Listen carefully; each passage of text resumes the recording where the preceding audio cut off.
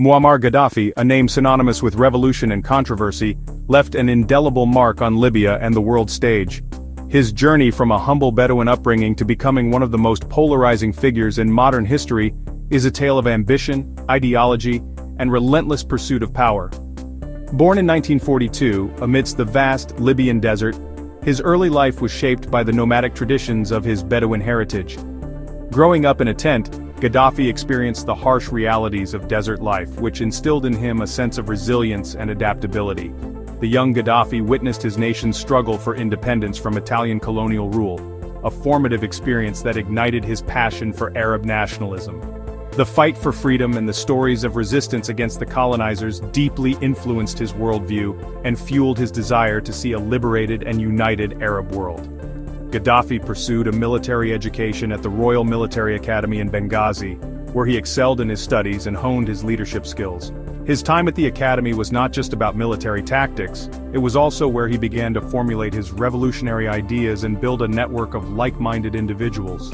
Deeply influenced by the pan-Arab ideals of Gamal Abdel Nasser, the charismatic Egyptian leader, Gaddafi envisioned a united and powerful Arab world free from foreign influence. Nasser's speeches and writings became a source of inspiration, and Gaddafi saw himself as a torchbearer of this grand vision. Inspired by Nasser's vision, Gaddafi formed a secret revolutionary group within the Libyan military, plotting to overthrow the pro-Western monarchy of King Idris I. These clandestine meetings were filled with fervent discussions and meticulous planning, as Gaddafi and his comrades prepared for their bold move. In 1969, at the age of 27, Gaddafi seized his moment. With a clear strategy and unwavering determination, he led his group in a meticulously planned coup. He orchestrated a bloodless coup, deposing the king and ushering in a new era for Libya. The swift and decisive action took the world by surprise, as the young officer declared the end of the monarchy and the beginning of a new republic. The world watched with a mix of curiosity and apprehension as this charismatic young officer, dressed in military fatigues and radiating revolutionary zeal, declared the birth of the Libyan Arab Republic. His bold rhetoric and promises of sweeping reforms captivated many, while others viewed him with suspicion and concern. Gaddafi's ascent to power marked a turning point in Libyan history, setting the stage for decades of radical transformation and turbulent times ahead. His rule would be characterized by ambitious projects, controversial policies, and a relentless drive to reshape Libya and its role on the global stage. Gaddafi's rise to power ignited a wave of change across Libya, a period he dubbed the Green Revolution. This era was marked by sweeping changes aimed at reshaping the nation's socio-economic landscape. With revolutionary fervor, he embarked on an ambitious program of nationalization, aiming to wrest control of Libya's vast oil wealth from foreign corporations. This move was not just about economic control, but also about asserting national sovereignty. This bold move sent shockwaves through the international community, challenging the established order of global energy politics. Many world leaders were taken aback by Gaddafi's audacity, and the international media was abuzz with reactions. The nationalization of Libya's oil industry proved to be a game-changer. It allowed Libya to retain a larger share of its oil revenues, which had previously flowed out of the country. Revenues soared, filling state coffers and providing Gaddafi with the financial muscle to implement his ambitious social reform agenda. This newfound wealth was pivotal in funding various development projects across the nation. He envisioned a more equitable society, one where the country's newfound wealth would benefit all Libyans. Gaddafi's vision was to create a society where wealth was distributed more evenly, reducing the gap between the rich and the poor. Education, healthcare, and housing became top priorities. These sectors were seen as the foundation for building a prosperous and self-reliant nation. Schools and universities were built across the country, making education accessible to a wider segment of the population. This was a significant shift from the past, where education was a privilege for the few. Healthcare was provided free of charge, and the government invested heavily in improving the quality of medical facilities. This ensured that even the poorest Libyans had access to essential medical services. Gaddafi's social programs extended to housing, with the construction of affordable housing units aimed at addressing the needs of the poor and working class. This was part of his broader strategy to uplift the living standards of all citizens. These transformative policies led to significant improvements in the standard of living for many Libyans. The impact was visible in the everyday lives of people, from better homes to improved public services. Literacy rates soared, access to healthcare expanded, and the country witnessed a period of unprecedented economic growth. The social reforms had a ripple effect, contributing to a more educated and healthier population. Gaddafi's vision of a socialist utopia fueled by oil wealth and driven by his revolutionary zeal seemed to be taking shape.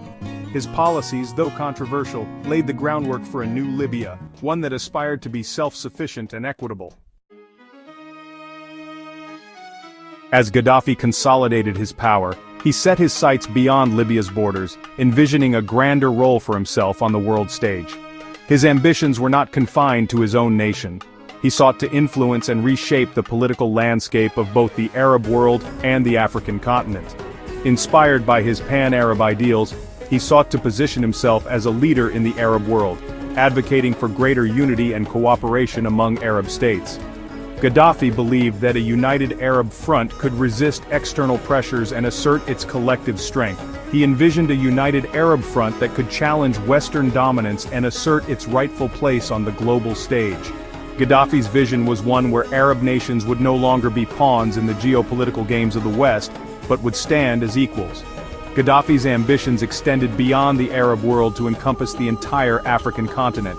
He saw Africa as a land of untapped potential, and believed that its people deserved to be free from the shackles of colonialism and exploitation.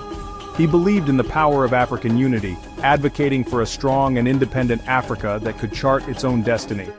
Gaddafi's dream was to see African nations rise together economically and politically to create a formidable force on the global stage. He poured resources into supporting liberation movements across Africa, providing financial and military aid to groups fighting against colonialism and apartheid. Gaddafi saw himself as a champion of the oppressed, willing to support their struggles for freedom and justice.